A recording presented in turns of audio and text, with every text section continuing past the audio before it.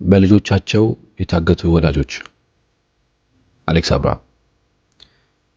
በየቤቱ አንድ መከራ የሆነ ልጅ አይጠፋም።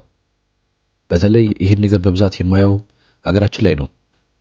በሌላው ዓለም እንደ አሮጌ ጣሳ አውጥተው ስለሚወረውሯቸው ችግሩ ያን ያህል ሀሳብ አይደለም። በርካታ የስነ ልቦና ስያሜ ያለው እዛው ባለሙያዎቹ ይሰይሙት፣ እኛ ባህሪው እንደወረደ እንግለጸው። ልጆቹ ወላጆቻቸውን ሳይሆን በተቀላቢጦሽ ወላጆች ልጆቻቸውን የሚፈሩበት ቤት ሞልቷል። እነዚህ ልጆች ቢያጠፉ ቢጨማለቁ የፈለጉትን ቢያደርጉ ወላጅ ኮስተር ብሎ እንኳን የማይናገራቸው በሽተኛ ንጉሶች ናቸው። እድሜያቸው 10 ቤትም 20ም 30ም 40ም ሊሆን ይችላል። ብዙውን ጊዜ ወላጅ ጋር ረጅም ጊዜ ነው የሚኖሩት። ምክንያቱም ሌላው ዓለም የሚፈልጉትን እሹሩሩ አይሰጣቸውም። ወላጆች ለምንድን ነው የሚፈሯቸው? አጋች ስለሆኑ። እነዚህ ልጆች ወላጆቻቸውን የሚያግቱበት 3 የስነ ልቦና መሳሪያ አላቸው። አንደኛው የሆነ ነገር ይሆኑብኛል ብለው ወላጆቻቸው እንዲያስቡ ቁጡ፣ አኩራፊ፣ ብስጩና ሁልጊዜ ራሳቸውን የሚጎዱ መስለው የመታየት ነው። ወላጅ የሆነ ነገር ቢናገራቸው በረኪና እንዲጠጡ ወይም ከሆነ ፎቅ ላይ ዘለው የሚከሰከሱ መስለው መታየት። ወላጅ ይፈራል። ፍራቸው ከፍቅር የመነጨ ሲሆን እነዚህ ደነዝ ልጆች ግን ይህን ፍቅር ብልጫ መውሰድ የብልጥነት መንገድ ያደርጉታል። ከተናገሯቸው ድንገት ከቤት ይጠፋሉ። አወጣጣቸው የሚመለሱ አይነት አይመስልም። ወላጅ አገር ልጁን ሲያስስና ሲጨነቅ ይውላል። እነሱ ጁስ ቤት ወይም ጫት ቤት ሊሆኑ ይችላሉ። ባህሪያቸው ሁሉ አስቀያሚ ድራማ ነው። ሁልጊዜም ትኩረት መሳብና ወሬው ሀሳቡ በእነሱ ዙሪያ ብቻ እንዲሆን ይፈልጋሉ። ሁለተኛው ደግሞ ህመም ነው። ከገለመጧቸው ራሱ ልባቸው የቆመ እስኪመስል አይናቸውን ገልብጠው ሊወድቁ ይችላሉ። ውሃ አምጡ፣ ክብሪት አምጡ፣ አምፑላንስ ጥሩ ካላስባለው አይነሱም። ወይም 3 ቀን ታመምን ብለው ሊተኙ ይችላሉ።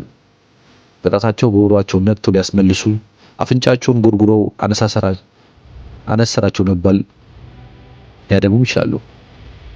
በቃ ውይ እሷ ትንሽ ከተመሳጨች ያማታል እኮ ያመዋል እኮ እየተባለ እንደተጨማለቅ ይኖራሉ። ህመም አመመኝ፣ ፈለጠኝ፣ ቆረጠኝ ለነዚህ ልጆች ትኩረት መሳቢያና የፈለጉትን ማግኛ መንገድ ነው። ሊያማቸው ይችላል፣ ግን ህመማቸውን ማትረፊያ መንገድ ያደርጉታል። ሶስተኛው መጫወቻ ካርዳቸው መሄድ የሚሏት ማስፈራሪያ ናት።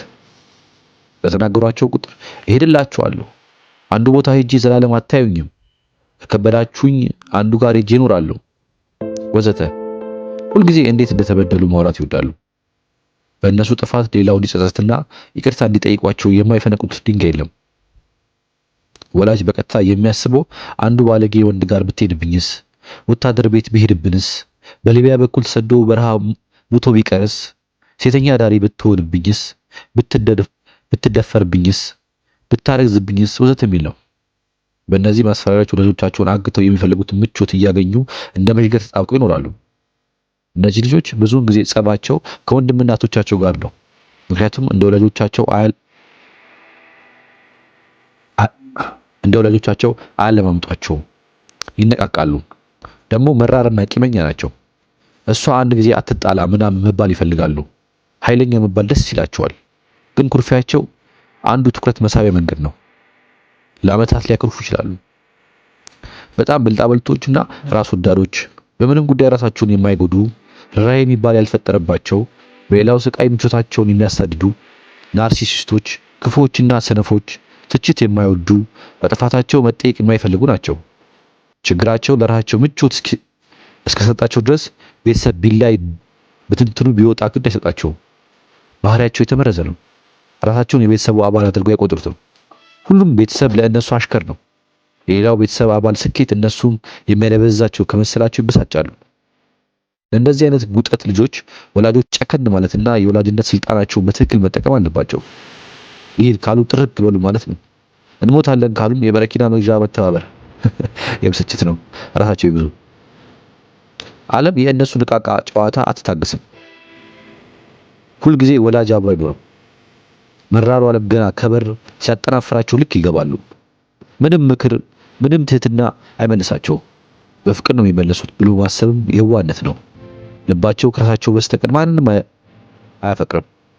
ነፍሳቸው ፈገግ የምትለው እነሱም በቁሱም ይሁን በስነ ልቦና የሚጠቅማቸው በሚመስላቸው ነገር ብቻ ነው።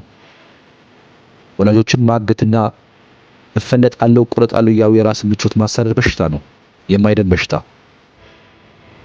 ከልካይና ካለከልካይና ካለገሳጭ እንደፈለጉ መኖር ከብትነት ነው። ከብት ደግሞ ከከብትነት የሚፈወሰው ቄራ ብቻ ነው። ስለዚህ ቤተሰብ እንደዚህ አይነት ልጆችን ለማዳን ስነ ልቦና ባለሙያ፣ ሐኪም፣ ጠበል፣ ጸሎት፣ ጠንቋይ ምናምን እያለ ከመድከም በሰላም ከቤተሰቡ ተነጥለው ራሳቸውን ችለው ህይወትን እንዲጋፈጡ መርዳትና በሰላም መኖር ነው ያለበት። ከህይወት ብቻ ነው የሚማሩት። ምንም አይሆኑም። በጊዜ ሸኟቸው።